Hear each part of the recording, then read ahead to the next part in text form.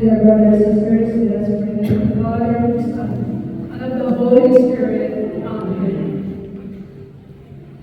Almighty Father, we come before your presence and asking always for your love, for your guidance, and for your help and overview of our life. Because, Lord, we cannot do nothing without you.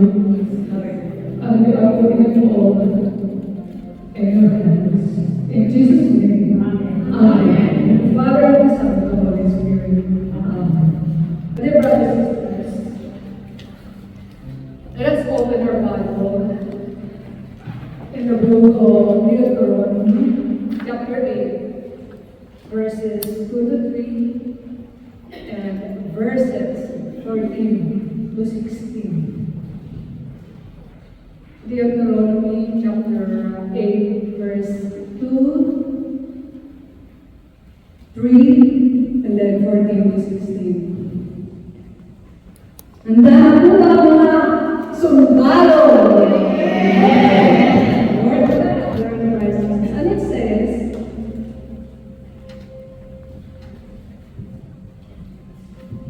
Moses said to the Israelites, remember how for 40 years now, the Lord your God has directed all your journey in the desert, so as to test you by affliction, and find out whether or not it was your intention to keep His commandments.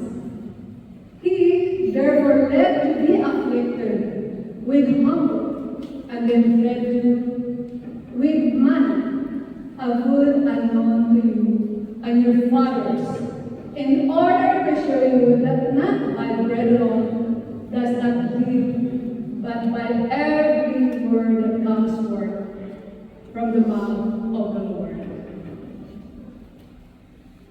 You then become holy of heart and mindful of the Lord your God, who brought you out of the land of Egypt, the place of slavery, who guided you through the vast and terrible desert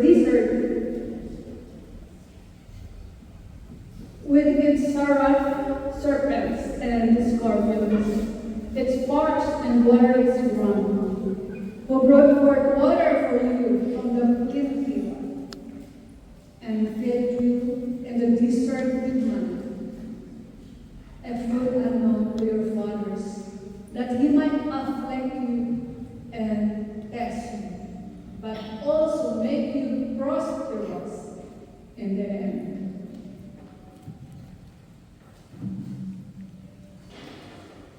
The word of the Lord. Thanks be to God. Pwede na po tayo magstupo sa presensya. Panginoon. At blessed afternoon po sa inyo lahat.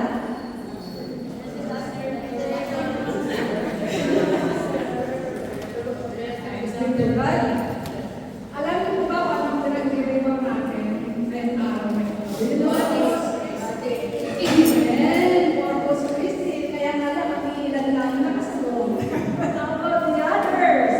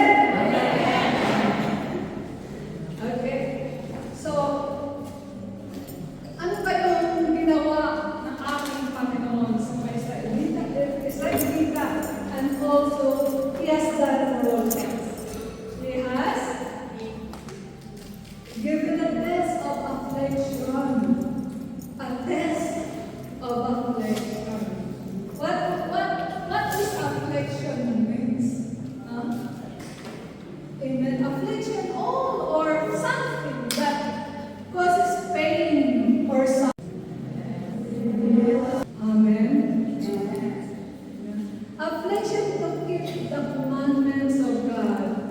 So, meron pa dito walang naranasan or hindi nakaranas. Are there more in here, right here in this room, had never experienced troubles in life, problems in life? Tumawa kasi lahat tayo, all of us has suffered many things in our life. And yet, God is always there for us. Kaya kanina, napapagiti ako while we are divided prayer pala, and then the songs. There are really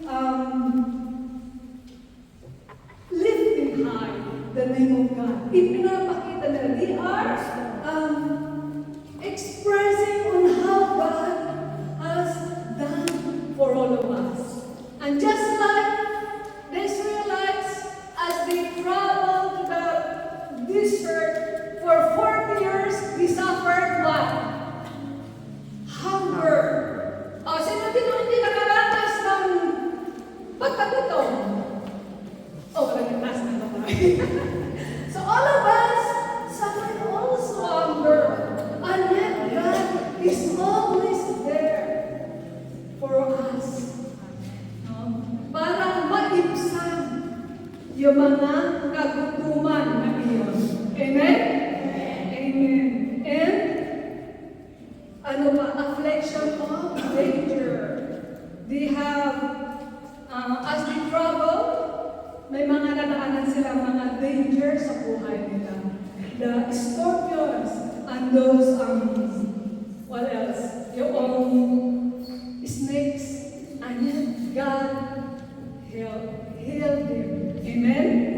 Pinagaling sila. And just ibig sabihin, even if He allows suffering in our life, but He still cares for us. Amen? And nobody here can say that he or she did not experience the care and love of God. Amen? All of us. Kaya nga hanggang ngayon, nandito pa rin tayo. Andito pa rin tayo lahat. We still come here and worship the Lord. As He loves us, we also love Him. That's why we are here. Amen? Amen. God is faithful in each and every one of us. Hindi niya tayo iniwan every time we fall down. Every time we stumble. Sino di kami hindi nakabangon? Lahat na tabago. Kaya nga nandito pa rin kayo. And I experience, if I look back to my life, even since my childhood, when I look back to those circumstances of my life that I overcome, that He made me suffer, that He made me experience, I can see now on how God is preparing me for a mission, on how God will use me. That's why you can see me here standing in front of all of you. Kaya nga mga kapatid ko kay Kristo, even if we are suffering, we are in these troubles, we still have to come here and never turn our back to God. Because God has something for us. God has a purpose in our life. So we should always stand up to the Lord. We should always make Him feel that we love Him as He has loved us. Amen. So paano natin gagawin iyon? Paano natin papadala sa Diyos yung ating pagmamahal sa Kanya, kagaya ng pagmamahal niya sa atin? Because sometimes we just ask and ask, and we don't remember that all of those answered prayers after we fall down, we stumble back. But my dear brothers and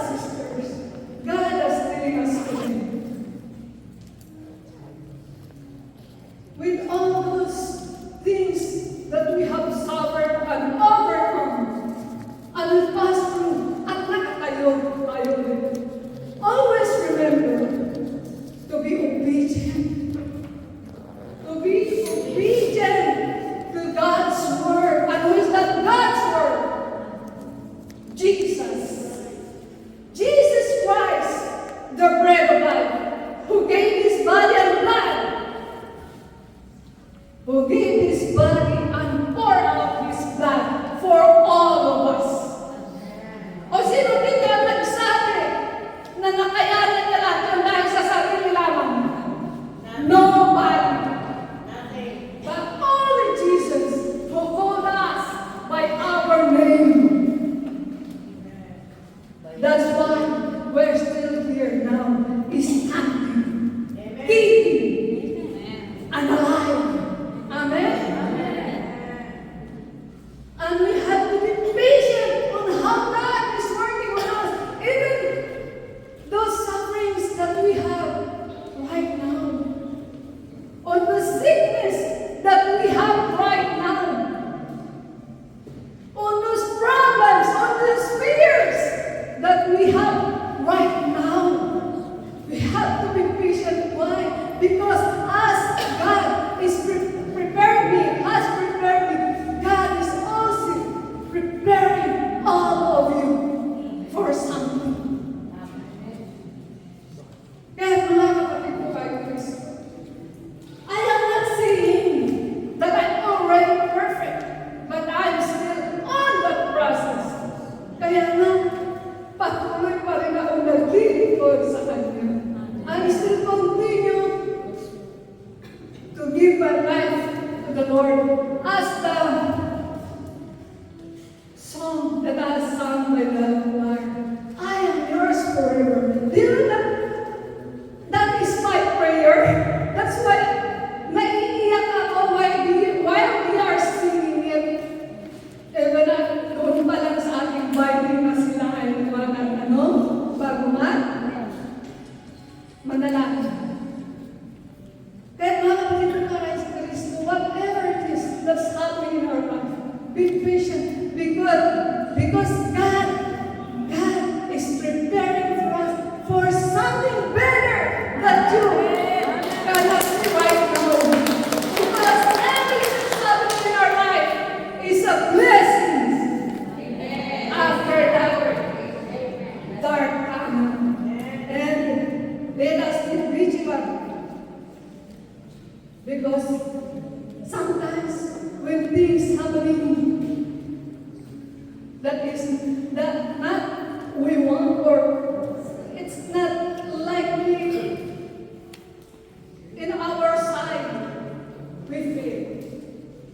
But that is be vigilant that He is moving us, that He is making the things that God has wanted for us.